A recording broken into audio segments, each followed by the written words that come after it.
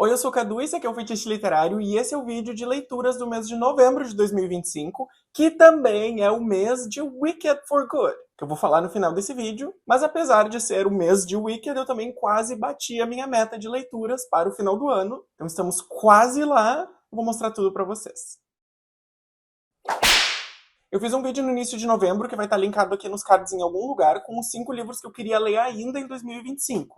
E esse mês eu consegui ler 3 desses 5 livros, começando pelo primeiro, que é O Parque das Irmãs Magníficas, que é um livro argentino, da Camila Sosa Villada, que é um livro focado numa comunidade de travestis de um parque na Argentina. Esse livro mistura uma escrita muito linda com uma escrita muito doída sobre a realidade desse grupo de travestis que trabalham num parque, por isso que é o Parque das Irmãs Magníficas, e que elas criam ali uma rede de família. Porque a gente sabe que para muitas pessoas LGBTs, especialmente para os grupos mais vulneráveis, como as pessoas travestis, é muito comum ser expulso de casa e encontrar família em outros lugares, inclusive com membros da própria comunidade. E é justamente isso que acontece no Parque das Irmãs Magníficas, por isso que ele tem uma escrita tão bonita para muitas coisas, mas também muito doída para outras, porque a Camila Vijada, como uma pessoa travesti, entende as violências e as microviolências que atravessam o corpo dela, e ela transfere isso para a escrita do livro de uma forma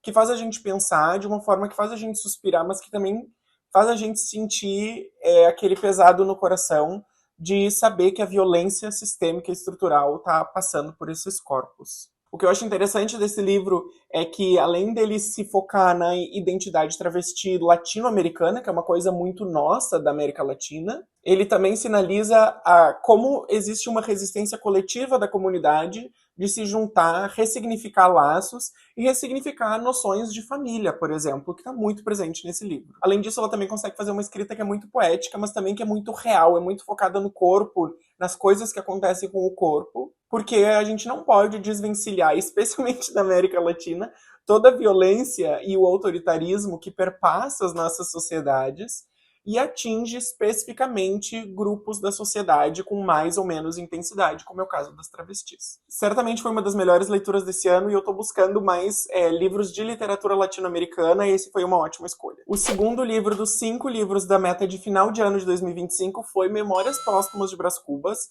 do Machado de Assis. E assim, eu tenho a dizer que eu tentei, tá? Como eu expliquei no vídeo, eu tenho um ranço muito grande dos livros do Machado de Assis desde a época do colégio, que eu li obrigado, então eu li aquele Inferno daquele Esaú e Jacó mais de 2 vezes. Eu li o Dom Casmurro, mas eu gosto muito dos contos do Machado. Meu problema são com os livros mais longos. E eu pensei, bom, agora, né, eu já saí da escola, eu já saí da faculdade, eu não vou ler por obrigação, eu vou ler porque eu quero. E eu vou pegar Memórias Póstumas de Brás Cubas, porque me disseram que o tom do livro é debochado. Eu adoro um livro debochado, eu vou adorar Memórias Póstumas de Brás Cubas. E não aconteceu. Eu achei sim o livro genial, assim como os livros do Machado são muito geniais. Ele trabalha muito interligando as histórias dos personagens com o desenvolvimento do Brasil no século XIX, que é o Brasil se tornando nação. Então ele se refere, por exemplo, à independência do Brasil, ele se refere ao período da regência, ele se refere ao segundo reinado, e os personagens vão sendo atravessados por isso. Ele vai meio que mostrando e debochando como a sociedade, especialmente a sociedade de elite, funcionava, como ali a gente tem uma obrigação de entrar para a política sem querer fazer política só por entrar, porque é status, que tem que estudar na Europa, que tem que não sei o quê. Então, nesse aspecto, o livro é muito genial por nos fazer pensar sobre a realidade do Brasil, o que ainda é a realidade do Brasil, com algumas mudanças, né, mas com as desigualdades que se mantêm aí há 2 séculos. Porém, a narrativa dos livros do Machado que não encaixa comigo. E tá tudo bem, eu também cheguei a essa conclusão, né? Eu não preciso gostar do Machado, tá tudo bem, se todo mundo gosta e tá tudo certo, eu não consigo gostar, mas eu também consigo ver as coisas boas dos livros dele, a genialidade dos livros dele, então tá tudo certo. Neste livro em específico, minha gente, o personagem principal, pelo amor de Deus, o Brás Cubas, ele é basicamente um macho escroto, tá? Porque o Brás Cubas, ele nunca tomou responsabilidade por uma decisão dele na vida. Sempre as decisões são levadas por outras pessoas ou tomadas por outras pessoas. Quando não é o pai, é a amante 1, ou a amante 2, ou o Quincas Borba, ou fulano que ele encontrou e o bálsamo que ele ia criar não ia dar certo. Enfim, ele não assume responsabilidade por nada, ele é um grande bebezão. E ele é a descrição perfeita do homem branco, hétero, cisgênero, privilegiado, rico, tarará, que é o centro do mundo, que todo mundo faz as coisas por ou contra ele, que qualquer coisa que acontece é o grande drama da vida dele. Então, assim, eu não consegui muito. Mas o livro é muito genial, como eu disse. E o terceiro livro da minha meta é justamente o livro de Wicked, do Gregory Maguire, que é o primeiro livro da série do Wicked Years, que eu tô lendo basicamente junto na minha playlist de livros do universo do Mágico de Oz. Então esse ano eu li os primeiros 14 livros de Oz, depois eu li Wicked, e este mês eu também li o segundo livro da série do Gregory Maguire, que é Son of a Witch, que é O Filho da Bruxa. Você pode assistir todos os vídeos dessa playlist no card, que vai estar aparecendo aqui em cima, e aí você pode também assistir especificamente o vídeo de Wicked ou de Filho da Bruxa. A recepção do livro do Filho da Bruxa foi muito legal, aparentemente tem muita gente interessada em saber o que acontece na história original depois que a Elphaba derrete / desaparece, e se ela tem ou não esse filho que é o Lear. Tá sendo muito divertido acompanhar a série original do Gregory Maguire, dessa vez depois de ter lido todos os livros do Mágico de Oz, porque agora eu acho que eu tô pegando as referências dele, e eu também tô entendendo o quanto essa série é muito mais queer do que eu imaginava. Ela traz muito discussões acerca da sexualidade, mas também desse lugar de não pertencer, de não saber se é isso, se é aquilo, de certos amores e romances, como o da Elphaba e o da Glinda, tem que ficar escondidos. O próprio Lear aqui é um personagem que tá no meio de diversas narrativas, se ele ama uma mulher ou se ele ama um homem, se ele é filho da bruxa ou se ele não é filho da bruxa, se ele é filho da bruxa, o que isso significa pra ele, se ele quer ficar na sombra de ser o filho da bruxa. Então, apesar de serem livros de uma escrita mais seca e mais árida, são livros que eu tô gostando muito. Eu tô conseguindo pegar as referências ao universo do Mágico de Oz, mas não deixando de perceber também as referências às questões políticas que o Gregory Maguire traz, que o L.F. Baum já trazia no maravilhoso Mágico de Oz lá em 1900. E de novo, se você quiser ver os vídeos completos da série, você pode acessar nos cards ou no link aqui embaixo. Eu inclusive peguei já o terceiro livro na biblioteca, que é o Lion Among Men, que seria o Leão entre os Homens, que é focado no Leão Covarde, que eu sei que depois do filme de Wicked for Good muita gente detesta, mas eu ainda gosto desse personagem, especialmente no Mágico de Oz original, porque ele é um grande representante de uma pessoa gay, de um homem gay ali do século XX, e inclusive isso fica muito descarado no filme de 1939, quando literalmente ele se chama de Sissy, que é uma forma de dizer bichinha em inglês, e como ele assume essa personalidade, ele assume várias características que eram atribuídas às pessoas gays.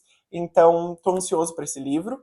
Pelo que eu vi, ele se passa na Munchkinlândia, que é o território que se separou do domínio do Mágico de Oz em Wicked, sob o governo da Nessa Rose, que é a bruxa má do leste. Mas a gente não sabe muito mais o que aconteceu, e vai ser interessante ver o que aconteceu pela perspectiva do leão. E aí eu quero saber se o Gregory Maguire vai continuar com a temática queer aqui, especialmente levando em conta que o leão é essa figura icônica da cultura gay, né? Pelo menos da cultura gay norte-americana, que acaba chegando na gente por motivos, né, de imperialismo cultural. E aí, não falando de livros, eu assisti, gente, Wicked for Good. Eu assisti a continuação, porque é óbvio que eu precisava assistir, né? Wicked é o meu musical favorito, eu já assisti trocentas vezes, eu tenho tatuagem de Wicked, eu assisti o filme e chorei horrores, e nesse segundo filme eu também chorei horrores. Inclusive, quando chegou no final do filme, na cena de For Good, que a Elphaba e a Glinda cantam juntas, que no geral é um momento que todo mundo chora, eu já estava seco, eu não tinha mais nada pra chorar, eu só solucei muito alto e passei vergonha no cinema. Mas eu queria dizer que eu adoro o segundo ato do musical de Wicked, o que significa que o segundo filme era mais perfeito pra mim do que o primeiro. Eu entendo as pessoas que acharam que o primeiro filme era muito melhor do que o segundo, porque o segundo é muito mais lento, é muito mais sombrio, é muito mais pesado e é muito mais político, mas eu acho que isso faz parte da intenção da narrativa. O segundo ato, ele tem muitas falhas de narrativa, sim, que eu acho que o filme Wicked for Good conseguiu resolver algumas, mas eu sinceramente não me importo com os furos de narrativa que ficaram. Porque eu acho que toda a alegoria do outro, toda a alegoria da exclusão, toda a questão política mais sombria ali, me chama muito mais atenção do que esse furo de narrativa de será que o Homem de Lata e o Espantalho não se reconheceram e tal, que pra mim, sinceramente, não se reconheceram, tá? Porque claramente ninguém reconheceu o Fiero. Nós tivemos a adição de 2 músicas novas, o The Girl in the Bubble, cantado pela Ariana Grande, e o No Place Like Home, cantado pela Cynthia Erivo. Eu vou dizer pra vocês que eu adorei No Place Like Home, eu sei que a maioria das pessoas também não gostou, mas eu gostei muito dessa música, foi o momento no filme que eu mais me emocionei, porque eu acho que essa música é extremamente cheia de o que a gente chama de queer codings. que é quando tu coloca nas entrelinhas referências à cultura queer, né, à cultura LGBT e tudo mais. E é a própria cena em que a Elphaba canta na Estrada de Tijolos Amarelos, também tem muitas referências à questão racial, então eu achei muito interessante, eu poderia tranquilamente ficar 15 minutos falando só sobre isso, mas eu vou me segurar. E falando em referências à cultura queer / LGBT, a gente tem, se você já viu o filme, a cena do armário, né, que é uma cena icônica que não existe no musical original, e que eu achei genial a forma como foi colocada para manter toda essa linha de será que a gente tem um ar meio queer no ar, a questão de uma ficar presa no armário ali é muito simbólica, né? Vendo a outra derreter e não podendo fazer nada, porque as pessoas não podem saber que elas são amigas, que elas se amam, né? Então eu acho que tem toda essa linha muito delicada entre a amizade e o romance das duas, que está muito presente no livro e eu achei genial como isso foi trazido para a tela. A minha música favorita do musical original é Thank Goodness, que eu acho que ficou muito fraca no filme.